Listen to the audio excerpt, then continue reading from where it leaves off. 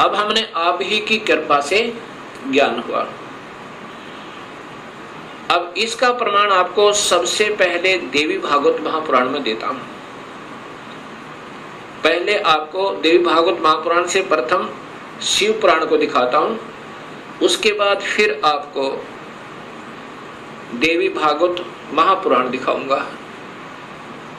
और ये शास्त्र पहले से उपलब्ध थे, कोई आज नए नहीं बनाए इस दास ने, क्योंकि जितने हमारे अभी तक शास्त्र विद रहे वो अल्पज थे, अधूरे ज्ञान युक्त थे, वो उनको इस सत्य मार्ग का पता नहीं था। इसलिए हमारे सभी पूर्वजों को भूत बना दिया गीता विरुद्ध साधना करवा के, और पितर बनवा दिया गीता विरुद्ध साधना करवा के। गीता में लिखा है कि देवी देवताओं की पूजा मत करो, ब्रह्मा विष्णु महेश की पूजा तक भी नहीं करनी है, तीनों गुणों की भक्ति नहीं करनी है, केवल ब्रह्म से प्रारंभ होती है भक्ति, और पूजा करनी है केवल पूर्ण ब्रह्म की। अब मैं आपको देवी भागवत, पहले आपको शिव महापुराण दिखाता हूं।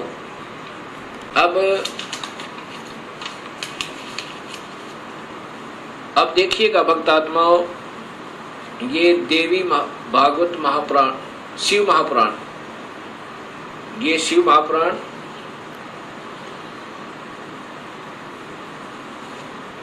इसके अंदर आपको पता चलेगा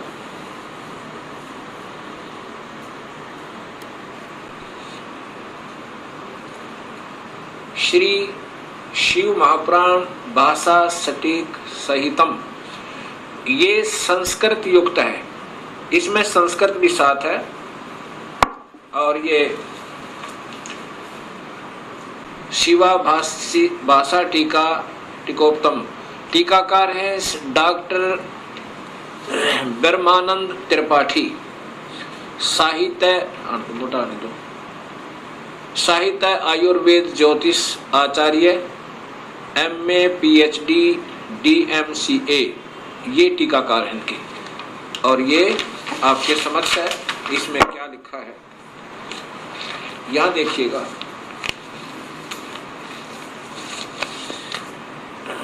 यहां से पढ़िएगा, ये संस्कृत है और ये हिंदी आपको दिखाना चाहूंगा। पर प्रलय काल में, इधर से लो, पीछे लो,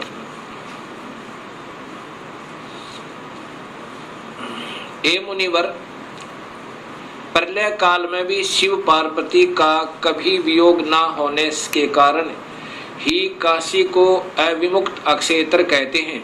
प्राचीन काल में शिवजी ने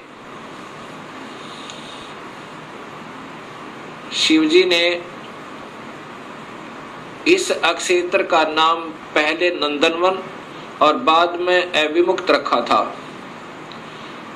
हे देवर्षि नारद, आनंद वन में रमण करते हुए शिव पार्वती के मन में इच्छा हुई कि किसी दूसरे पुरुष का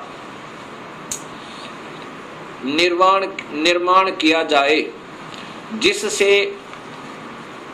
जिसके ऊपर अपने इस महासागर को डालकर हम दोनों स्वच्छंद होकर वैराग्य धारण कर केवल काशीपुरी में निवास कर सकें। वही सदा सब कुछ करे, वही रक्षा करे, वही अंत में वही रक्षा करे और अंत में मेरे अनुग्रह से वही सृष्टि का संवरण भी करे। चिंता रूपी लहरों से चलायमान चिंता रूपी समुद्र को बटोर कर रजोगुण रूपी विदुम से विस्तृत करे। अब यहां देखिएगा, ये ना अपने हिसाब से लगा रखेंगे। ऐसे विचार कर उस सर्वव्यापक भगवान ने उस पराशक्ति के 10वें अंग, ये 10वां अंग देखिएगा, ये ध्यान रखना, 10वें अंग अर्थात योनि में सुधार रूपी आवास का प्रयोग किया। ये दिखाना चाहते हैं आपको कि ये कहना क्या चाहते हैं हम। तब उससे तीनों लोकों में सुंदर एक पुरुष प्रकट हुआ, जो शांत एवं सतोगुण से युक्त था, गंभीरता में समुद्र के सम्मान था, सम्मान तथा अक्षमावान था। हे मुनि, वह पुरुष इंद्र लक्ष्मणी के सदृश कांति वाला, अर्थात ये था कौन, ये देखिएगा नीचे।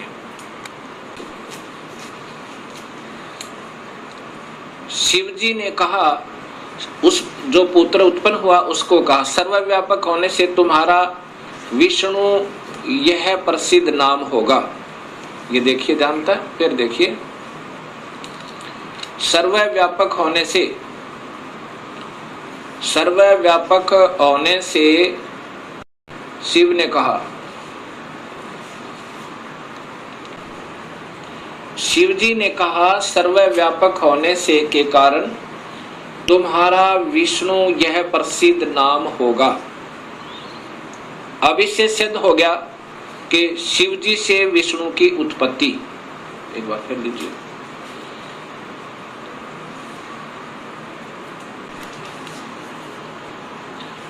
अभी आपने ये शिव महापुराण में छठे अध्याय को देखा, छठे अध्याय में कि भगवान शिव से और पार्वती के संयोगता है। पार्वती कौन, ये महाशक्ति यानी शेरा वाली प्रकृति के द्वारा विष्णु की उत्पत्ति हुई। अब सातवां अध्याय, ये संस्कृत भी साथ है। अब यहां आगे देखिएगा, ये हिंदी देखिएगा। ब्रह्मा जी ने कहा कि विष्णु भगवान के शयन करने के बाद उनकी नाभि से एकाएक बहुत बड़ा कमल पुरुष उत्पन्न हुआ, कमल पुष्प। अब ये ब्रह्मा बता रहा है लेकिन तुक्के लगा रहा, क्योंकि स्वयं बेहोश था पहले, इसको आप ही नहीं मालूम वो कौन से विष्णु की नाभि से मिला। ये देखिएगा, उत्पन्न हुआ जिसकी नाल टनकार फल फूल के फूल। अब ज्यादा ना देख के देखिएगा, उस सांब शिव परमेश्वर भगवान शिव ने पहले की भांति जैसे विष्णु की उत्पत्ति की थी, दुर्गा और काल के संयोग तय, पहले की भांति अपने दाहिने अंग से मुझे उत्पन्न किया। ब्रह्मा कह रहा कि मेरी उत्पत्ति भी उस काल ब्रह्म से, यानी शिव कह रहे हैं, ये शिव हो, महा ब्रह्मा महाविष्णु महाशिव रूप में ये काल ही रहता है, मुझे उत्पन्न किया, ये ब्रह्मा जी ने बताया। कई भक्तात्मा कहते हैं कि जो गीता प्रेस गोरखपुर से प्रकाशित पुस्तकें हैं वही विशेषकर आम भक्त समाज उनको सत्य मानता, एथेंटिक मानता है। अब आपके सामने यही गीता प्रेस गोरखपुर से प्रकाशित ये पुस्तक दिखाते हैं, शिव महापुराण।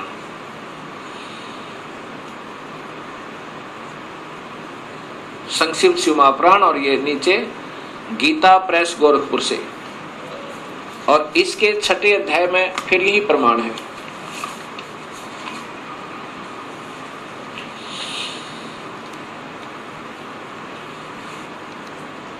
अब इसी शिव महापुराण का ये छठा अध्याय है। ये शिव महापुराण अध्याय नंबर 6, उसके बीच से सुना रहा हूं, आप इसको खरीद कर देख भी सकते हो। जिस परब्रह्म के विषय में ज्ञान और अज्ञान पूर्ण उक्तियों द्वारा इस प्रकार ऊपर बताए अनुसार विकल्प किए जाते हैं, उसने कुछ काल के बाद सृष्टि का समय आने पर द्वितीय की इच्छा प्रकट की। उसके भीतर एक से अनेक होने का संकल्प उदित हुआ। तब उस निराकार परमात्मा ने अपनी लीला शक्ति से अपने लिए मूर्ति आकार की कल्पना की।